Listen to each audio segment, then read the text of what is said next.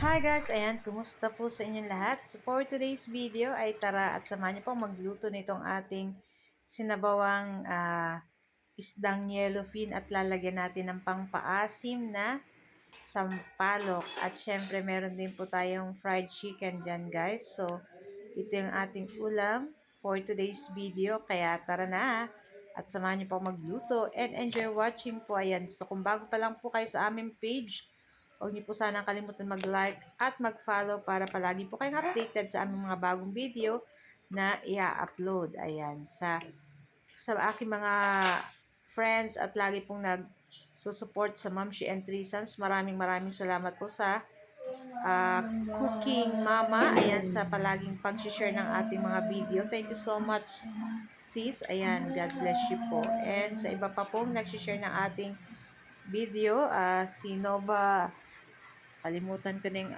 pang-apelyido or ano, basta yan na po. Yung mga nagsishare po lagi ng ating video, maraming salamat po sa inyong lahat.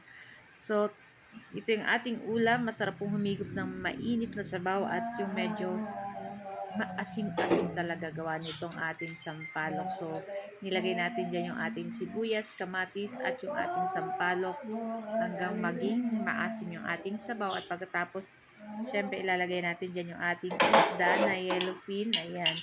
At pagkatapos, ang ilalagay natin dyang gulay is yung ating pechay. Inuna ko lang yung tangkay kasi medyo matigas-tigas yan.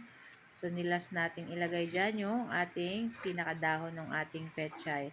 And syempre, lalagyan na rin po natin yan ng 2 pirasong siling pang sigang. Ayan, para pampabango pa yan dito sa ating sinabawang isdang yellowfin na inasima ng sampalok. Ayan, so, luto na rin to guys. At pwede na natin itong patayin. At syempre, i-ready na natin yung ating fried chicken na lulutuin. Ayan, so, syempre, magpapainit tayo dyan ng ating mantika sa ating pot. Syempre, dapat deep fry yung ating fried chicken para luto hanggang sa may buto niya. O, diba? Syempre, pag mainit na mainit yung mantika, saka natin ilalagay yung ating chicken. So, yung ating chicken, pig-marinate lang natin yan sa kalamansi, patis, bawang, paminta.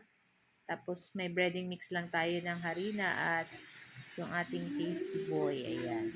At pagkatapos, ayan, ito na yung ating first batch na naluto na fried chicken. Nakita niyo ba yan? Luto?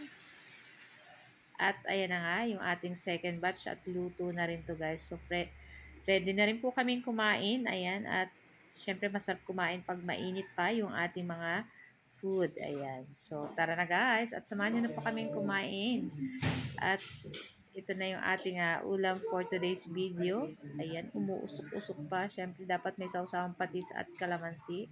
So, kayo na pong bahala sa sili. So, guys, thank you for watching and see you next video again. Tara na, kain na na.